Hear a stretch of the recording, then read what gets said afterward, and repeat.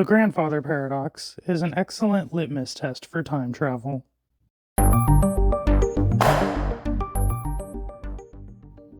The consequences of a paradox heavily depends upon what system of time we're operating in, and we'll see that different models of time react to paradoxes differently.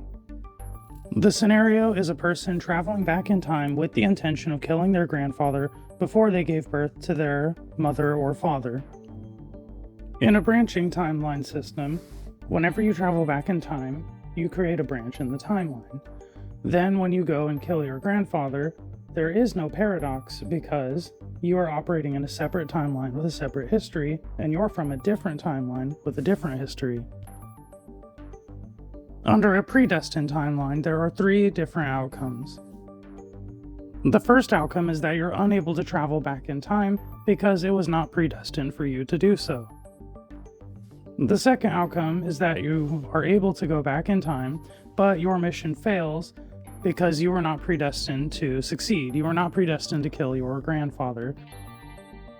The third outcome is that you successfully go back in time and kill your grandfather, but there usually ends up being some sort of a twist that maintains the space-time continuum, like your grandmother is already pregnant. Under a dynamic timeline, you are able to go back in time and successfully kill your grandfather. However, to correct the paradox, the universe will delete you from existence in order to reconcile the timeline. Because logically, you cannot exist if your grandfather died before giving birth to your father or mother.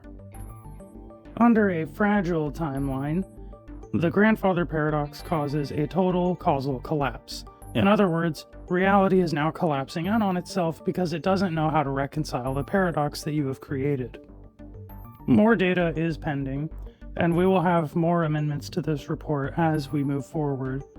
But so far the conclusion is different universes handle paradoxes differently depending upon how their timeline operates.